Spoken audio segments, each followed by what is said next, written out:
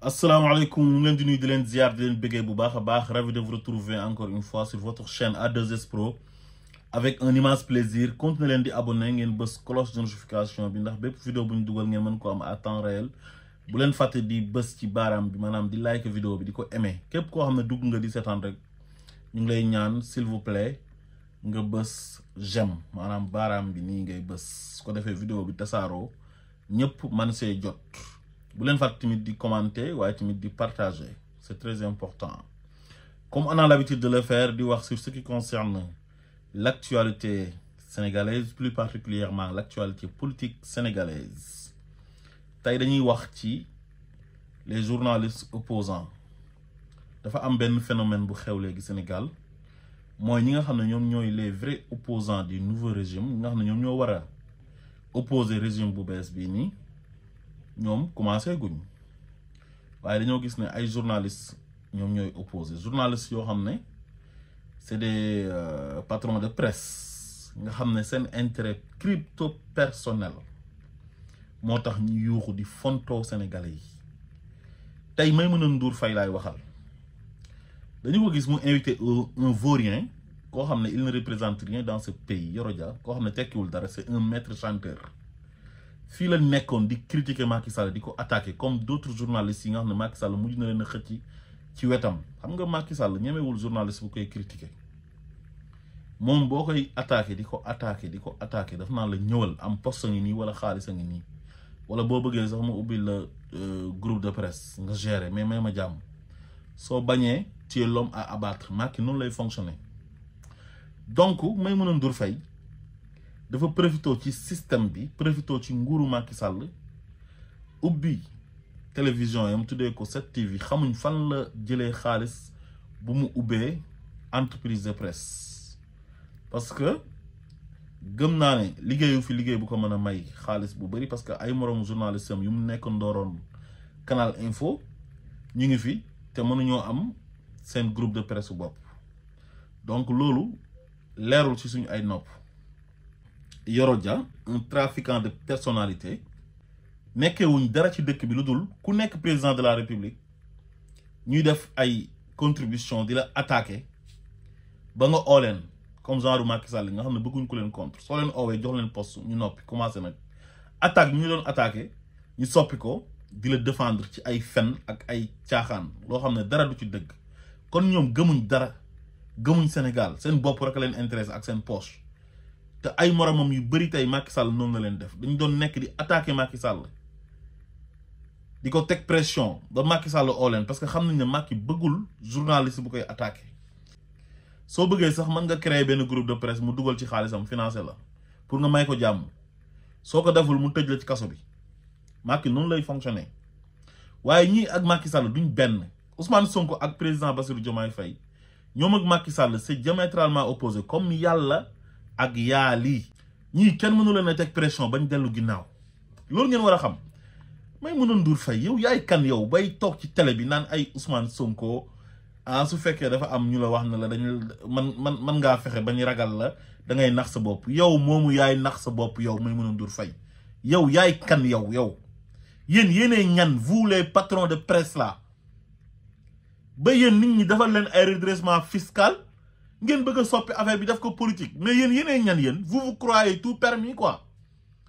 vous vous prenez pour qui ba nekk ci réew mi ne du ngeen fay impôt yéen ñan yéen borom boutique yi nekk ci koñ yi ñu ngi fay impôt ñu yore cantine ci marché yi ñu ngi fay impôt ñu yore ay table ñu ngi fay impôt jaaykatu caafé jaaykatu géej yi ak jaaykatu yéet yi di fay impôt yéen ngeen ne yéen du ngeen fay impôt yéen ñan ba war a nekk Sénégal yore entreprise nekk ak Macky Sall profito ci nguuram gu bon googu noonu ngeen koy xasal nit ñi di ko attaquer nit ñi ngeen di bañ a fay impôt mu leen di bàyyi du leen wax dara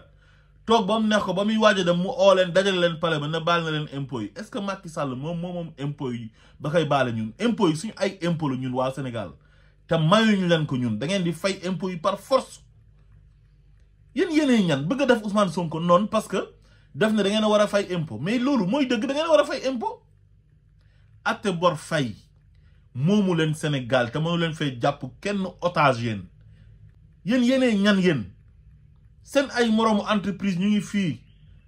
ñu defal leen ay redressement fiscal te yéen déggoo leen ñu wax yéen ngeen bëgg a utiliser ay seen support médiatique ne da ngeen di téye nit ñi en otage parce que dañu leen wax fay leen impôt Maïmouna Ndour Faye elle ose toog naan ay Ousmane Sonko moo yónni waa impôt ne leen dem leen tëj compte waa 7TV ak waa des médias mais yéen Ousmane Sonko loolu amul sax jot bi di ko def loolu waa impôt ñooy def seen liggéey mais su ko defoon man ànd naa ci man je suis en phase avec Ousmane Sonko su defoon loolu li mu war a def la def parce que impôt da ngeen ko war a fay yéen impôt yi moo tax ngeen jàng école primaire jugee fa dem collège jugee fa dem lycée dem université ba am seen ay diplôme journaliste ñi jaar CESTI ñu formé leen lan lañ doon fayee professeurs yi turu xaalisu impôt lañ leen doon fayee tali yi ngeen di dawal seen oto yi du xaalisu impôt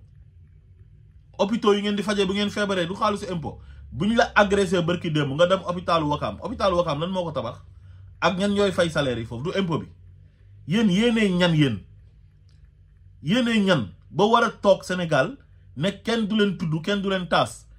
ngeen yore seen ay télévision seen ay journaux seen ay rajo di attaquer nit ñi di dugg ci vie privée jàmbur yi di invité ay nit ñi saaga nit ñi nit ñi di ko muñ ba pare ngeen ne yéen da ngeen di yoreel nguur gi impôt na du ngeen ko fay gis nga Sénégal yi ñoo takku taxaw temm ne seen impôt da ngeen koy fay par force gis ngeen amatu leen ak Ousmane Sonko sax affaire ñun ngeen amal affaire impôt yi da ngeen koy fay par force yéen wala ñoo dee ñëwaat Ousmane Sonko dafay acharné wu ci kaw presse bi ban acharnement ci kaw presse bi yéen li ngeen saaga Ousmane Sonko li ngeen koy yàq lu ngeen ubbil seen plateau yi ay nitu saagakat ñu ñëw di saaga Ousmane Sonko kenn daa xam nu mu toll yow soo waxee ne Ousmane Sonko dafay acharné wu ci presse bi kon Macky Sall xanaa da doon acharné wu ci presse bi kon bii Macky Sall di tëj sa ay moromu journaliste yow Maïmouna Ndour Faye yow fan nga nekkoon yow est-ce que yaa ngi ci doon kaas Macky Sall fii la fi coupé ay signalu sa ay moromu journaliste coupé signalu Walfadjri coupé signalu yeneen rajo ak yeneen télé ci bànneexu bakkanam fii la Macky Sall taal dëkk bi ndax bëgg a éliminer Ousmane Sonko dëkk bi di tàkk ngeen nekk ay complice am ne du ngeen génnee lu xew ci dëkk bi ñi am courage di ko génnee mu dem couper seen signal jàpp ay journalistes yi tëj yow jàpp na fi sa ñaari moromu journalistes yu jigéen tëj leen ci ñi gën a siiw jàpp na fi Thioro Mandela nga xam ne dafa ëmb mu jàpp ko di ko toroxal te kooku lu nekk mënoon na ko dal ci kaso bi te deful waxul ñu collé ko motif ne dañ koy tëj Mati Sarr Niang lan la def Macky Sall ànd ak Ousmane Sonko di ko supporter di ko jàppale loolu dafa xaram si Sénégal kenn amul droit ànd ak Ousmane Sonko est-ce que taxaw nga yow ne Macky Sall day acharné wu ci kaw presse bi Macky Sall jàpp fi Pape Alé Niang ci ay caaxaan ay fen parce que Pape Alé Niang daf doon wax dëgg ci enquête interne de la gendarmerie te am droit bi nag parce que Macky Sall moo taal dëkk bi ci ay fen ak ay caaxaan général Jean-Baptiste Tine actuel ministre de l'intérieur yónni woon Didier Badji ne ko mu defal ko enquête interne ci lan moo xewoon exactement loolu moo waral ñu rey Didier Badji enquête interne boobu moo tax ñu rey Didier Badji te dina leer nañ ñu rey boobu ñu rey Didier Badji Pape Alé Niang génn di ci wax Macky Sall jàpp ko ñaari yoon toroxal ko ba Pape Alé Niang bëgg a dee ci kaso bi yéen ngeen toog ci seen plateau yi di ko enfoncé ñu convoqué fi Babacar Touré parce que àndul ak Macky Sall tëj fi sëñ Saliou Gueye ci ñàkk fayda jàpp nañ fi Pape Ndiaye Walfadjri collé ko motif tëj ko Macky Sall ñaata journaliste la fi tëj yéen kañ acharnement buy am kañ Macky Sall moo ko daan def parce que moom jëmmam ji lañ daan contre ak politique am mu ciy jàpp ay nit di leen tëj te amu ci woon benn droit mais yéen da ngeen a bañ a fay impôt ñu ne leen fay leen impôt ngeen ne Ousmane Sonko dafay acharné wu seen kaw mais su fekkee loolu mooy acharnement man d'accord naa ci man des délinquants fiscal bañ a fay fisc bi ñuy acharné wu seen kaw man je suis parfaitement d'accord parce que man damay fay impôt man su ma jëndee saako ceeb wala ma jógee ko Europe wala fu ma mënti jógee yore marchandise su ma ñëwee dama koy dédouaner te loolu ci keesu nguur gi la jëm ñu tabax ci ay école tabax ci ay tali tabax ci ay hôpitaux di ci taal ay lampe mbedd mi mu mën a leer nit ñi nekk ci sécurité di ci fay administration bi fonctionnaire yi yéen ngeen ne du ngeen fay impôt yéen yéenay ñan yéen moom réew mi yéen acharnement wu Macky Sall moo gën a leer yéen bi ngeen di jiiñ Ousmane Sonko parce que Ousmane Sonko nee na bu leen neexee ngeen bindal ko su fekkee dafa def dara su sàccee bind leen à la une ne dafa sàcc su defee erreur dans l'exercice de ses fonctions nee na ngeen bindal ko mais nag mënu leen a nekk ci dëkk bi di attaquer nit ñi ay attaque personnelle di dugg ci vie privée jàmbur yi ba pare amel fisc bi xaalis na yéen di ngeen ko fay vous êtes des délinquants fiscaux laa la wax ni yéenay ñan yow ak Bougane Gueye Dany ak Madiambal Diagne ak ñi lay jàppale ñëpp allez vous faire foutre laa lay wax moomu leen réew mi moomu leen Sénégal toog ci seen ay télévision ne da ngeen di téye sénégalais yi en otage ci ay waxu impôt ngeen bëgg ko politiser Sonko dafa am seen jot Sonko dafa xaj ci yéen Sonko da leen lijjanti yéen Sonko nekk dans l'opposition ngeen lëkkaloog Macky Sall di ko attaquer di ko calomnier di ko diaboliser di ko traiter de tous les noms d'oiseaux mu jàmmaarloog Macky Sall ak état yam ak yéen journalistes yi ay magistrats yam ak ay sëriñam ak ay communicateurs traditionnels am ak ay influenceurs am yi nekk ci réseaux sociaux yi di saaga ay mbërëm ak lépp duma leen jël ku topp ci moom daf ko président de la République du Sénégal moom da leen a wan sax na leen moom waxuma la falu rek mais moom day fale kon du seen morom il faut respecter les Sénégalais 54% des Sénégalais ñoom ñoo fal le président Bassirou Diomaye Faye Ousmane Sonko moo wax ne falal leen ma Bassirou Diomaye Faye ñu falal ko Bassirou Diomaye Faye Ousmane Sonko waxoon na Sénégalais yi falal leen ma ay maire ñu falal ko ay maire waxoon na Sénégalais yi falal leen ma ay député ñu falal ko ay député bu leen fontoon nit ñi Ousmane Sonko dafa am légitimité populaire Sénégalais yi ñoo ko bëgg su ngeen nekkee nag ne da ngeen di def la guerre ak Ousmane Sonko ñun ñooy jàkkaarloog yéen du la personne de Ousmane Sonko mais il faut respecter les Sénégalais yu porter seen choix ci Ousmane Sonko ak Diomaye mais bi ñuy campagne lan la ñu wax Sonko mooy Diomaye te Diomaye mooy Sonko parce que Macky Sall moom moo wax ne Ousmane Sonko du fi nekkee candidat te Sénégalais yi Ousmane Sonko lañ bëggoon a fal te yéen doon jàppale Macky Sall ci liggéey bu salte boobu noonu waa léegi xeex ngeen ak nit waa léegi nit ki nekk na dans l'opposition ngeen ne dañ koy barrer la route def seen benn coalition contre Ousmane Sonko